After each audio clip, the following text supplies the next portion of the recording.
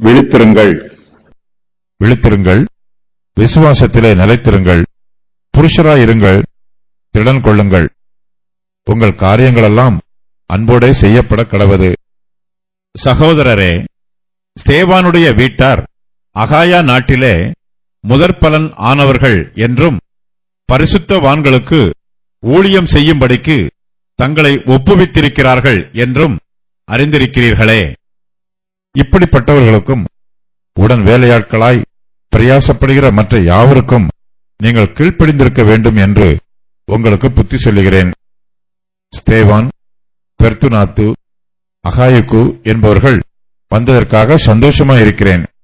நீங்கள் எனக்கு செய்ய வேண்டியதாய் இருந்ததை அவர்கள் செய்திருக்கிறார்கள். அவர்கள் என் ஆவிக்கும் உங்கள் ஆவிக்கும் ஆறுதல் செய்தார்கள். இப்படிப்பட்டவர்களை அங்கீகாரம் பண்ணுங்கள். அப்போஸ்தலர் பவுல் கொரிந்தியருக்கு சில பொதுவான ஆலோசனைகளை சொல்லுகிறார். அவர்கள் விழித்திருக்க வேண்டும். கொரிந்தியரின் ஆவிக்குரிய ஜீவியத்திற்கு விரோதமாக பல்வேறு விதமான ஆபத்துக்கள் உண்டாயிருக்கிறது. சபைக்குள்ளிருந்தும் சபைக்கு வெளியில் இருந்தும் அவர்களுக்கு பிரச்சனைகள் உண்டு. விசுவாசிகள் சுய பெருமையோடு இருக்கிறார்கள். அவர்கள் மத்தியில் ஒழுக்கம் காணப்படவில்லை.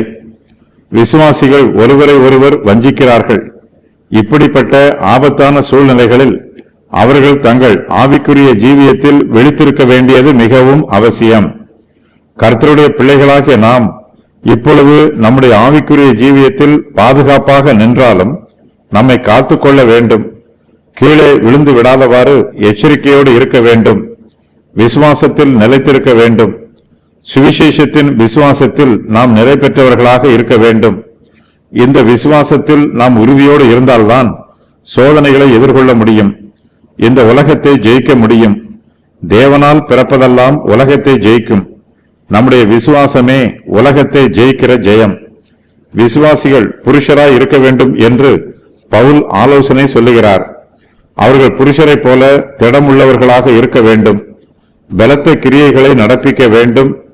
தங்களுடைய உறுதியினாலும் பலத்தினாலும் விசுவாசிகள் தங்களை கிறிஸ்துவுக்குள் புருஷராக காண்பிக்க வேண்டும். தீர்மானங்கள் உறுதியாய் இருக்க வேண்டும். நாம் நியாயம் தீர்ப்பதிலும் உறுதி உள்ளவர்களாக இருக்க வேண்டும். தங்கள் விசுவாசத்தை காத்துக்கொள்வதில் விசுவாசிகள் புருஷரை போல உறுதியோடு இருக்க வேண்டும். கொரிந்தியர்கள் தங்கள் காரியங்களை எல்லாம் அன்போடு செய்ய வேண்டும் என்று பவுல் ஆலோசனை சொல்லுகிறார். புருஷராக இருக்க வேண்டும் என்று நினைத்து எந்த காரியத்தையும் அன்பு இல்லாமல் முரட்டுத்தனமாக செய்யக்கூடாது. நம்முடைய கிரியைகளில் பிசாசின் சுபாவம் வெளிப்படக்கூடாது. நம்முடைய விசுவாசத்தில் நாம் உறுதியுள்ளவர்களாக இருக்க வேண்டும். நம்முடைய கிரியைகளில் நாம் அன்புள்ளவர்களாக இருக்க வேண்டும். கர்த்தருடைய பிள்ளைகளாகிய நமக்கு நம்முடைய இருதயங்களில் அன்பு இருந்தால் மாத்திரம் போதாது, நம்முடைய ஜீவியத்திலும் அன்பு வெளிப்பட வேண்டும். சகோதரர்கள் நமக்கு விரோதமாக தவறு செய்யும் போது அவர்கள் மீது அன்பு கூர்ந்து அவர்களை சகித்துக் கொள்ள வேண்டும். நம்முடைய ஆவிக்குரிய ஜீவியத்திற்கு அன்பே பிரதானம். அன்பில்லாமல் நம்முடைய விசுவாச ஜீவியம் கனி தராது. நம்முடைய சத்துருக்களை கூட நாம் அன்போடுதான் கடிந்து கொள்ள வேண்டும். பவுலின் ஊழியத்தில் ஒரு சிலர் அவருக்கு மிகவும் உதவியாய் இருக்கிறார்கள். அவர்கள் ஆவிக்குரிய ஜீவியத்தில் முன்னேறி இருக்கிறார்கள். கிறிஸ்துவுக்குள் முதல் பலனானவர்களாக ஜீவிக்கிறார்கள். அப்படிப்பட்ட ஒரு சிலரை பவுல் இங்கு குறிப்பிடுகிறார். அவர்களுடைய சுபாவத்தை கொரிந்தியருக்கு எடுத்துச் சொல்லுகிறார். பவுல் முதலாவதாக ஸ்தேவானுடைய வீட்டாரை பற்றி இங்கு சொல்லுகிறார். அவர்கள் அகாயா நாட்டிலே முதற் பலனானவர்களாக இருக்கிறார்கள். ஆதி திருச்சபையில் விசுவாசிகளாக இருப்பது அவர்களுக்கு கிடைத்திருக்கிற பெரிய சிலாக்கியம். ஆரம்பத்திலேயே சபையில் விசுவாசிகளாக சேருவது மிகவும் ஆசீர்வாதமானது. இவர்களே முதற்பலனானவர்கள். மற்ற விசுவாசிகள் எல்லாம் இவர்களுக்கு பின்பு சபையில் சேர்த்துக் கொள்ளப்படுகிறார்கள். ஸ்தேவானுடைய வீட்டார் கர்த்தருக்கும் ஊழியம் செய்கிறார்கள். கர்த்தருடைய பரிசுத்தவான்களுக்கும் ஊழியம் செய்கிறார்கள். இதற்காக தங்களை ஒப்புவித்திருக்கிறார்கள். கர்த்தருடைய ஊழியக்காரர்கள் தங்களுடைய ஊழியங்களை நன்றாக செய்வதற்கு ஸ்தேவானுடைய வீட்டார் உதவியாக இருக்கிறார்கள்.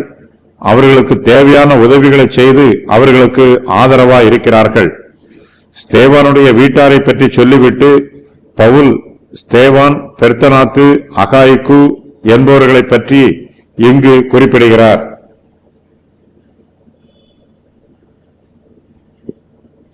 இவர்கள் கொரிந்து சபையில் இருந்து பவுலிடத்தில் வந்திருக்கிறார்கள்.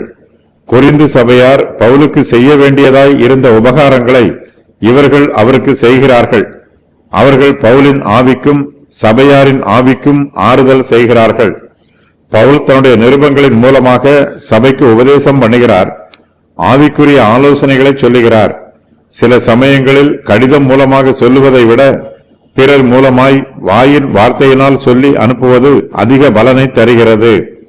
பவுல் கொரிந்தியருக்கு நிருபம் எழுதி அவர்கள் பவுலுக்கு நிருபம் எழுதுவதற்கு பதிலாக தங்கள் சபையில் இருந்து ஒரு சிலரை பவுலிடத்திற்கு அனுப்புகிறார்கள். அவர்கள் சபையின் செய்திகளை பவுலுக்கு அறிவிக்கிறார்கள். இதனால் பவுலின் ஆவிக்கு ஆறுதல் உண்டாயிற்று. கொரிந்து சபையார் தங்கள் ஆவிக்குரிய ஜீவியத்தில் கர்த்தரால் ஆசீர்வதிக்கப்பட்டிருக்கிறார்கள் என்னும் செய்தி பவுலுக்கு சந்தோஷத்தை தருகிறது. இவர்கள் சமாதானம் பண்ணுகிறவர்களாக பவுலிடத்தில் வந்திருக்கிறார்கள். கர்த்தருடைய ஊழியக்காரர்கள் பல இடங்களுக்கும் சென்று அங்குள்ள ஜனங்களுக்கு ஊழியம் செய்கிறார்கள். அவர்களை பற்றிய நற்செய்தியை கேட்கும்போது ஊழியக்காரர்களுக்கு மிகுந்த சந்தோஷம் உண்டாகும். நாம் நேசிக்கிறவர்களை பற்றி துர்ச்செய்தி கேட்கும்போது நமக்கு துன்பம் உண்டாகும். நமக்கு பிரியமானவர்களை பற்றி நாம் கேள்விப்பட்ட துர்ச்செய்தி பொய்யானது என்பதை அறிந்து கொள்ளும் போது நம்முடைய ஆவிக்கு மிகுந்த ஆறுதல் உண்டாகும். பவுல் கொரிந்தியரை பற்றி அநேக துர்ச்செய்திகளை கேள்விப்பட்டிருக்கிறார். அந்த சபையில் இருந்து பவுலிடத்தில் வந்த விசுவாசிகள் கொரிந்து சபையை பற்றி நற்செய்தியை அறிவிக்கிறார்கள். இதனால் பவுலின் ஆவிக்கு ஆறுதல் உண்டாயிற்று. அப்போஸ்தலர் பவுல் தீமோத்தேயுவை கொரிந்தியரிடத்திற்கு அனுப்புகிறார். தீமோத்தேயுவை அவர்கள் அற்பமாய் எண்ணக்கூடாது. அவரை அங்கீகரிக்க வேண்டும். தீமோத்தேயுவை அங்கீகரித்து அவருக்குரிய மரியாதையை கொடுக்க வேண்டும். மேலும் கொரிந்து சபையில் இருந்து பவுலிடத்திற்கு ஒரு சில சகோதரர்கள் வந்திருக்கிறார்கள். அவர்கள் திரும்பி கொரிந்து சபைக்கு போகும்போது அவர்களையும் அங்கீகரிக்க வேண்டும். அவர்கள் பவுலின் ஆவிக்கு ஆறுதல் சொல்லி இருக்கிறார்கள். கர்த்தருடைய ஊழியக்காரர்களுக்கு நாம் கீழ்ப்படிய வேண்டும் என்று பவுல் புத்தி சொல்லுகிறார்.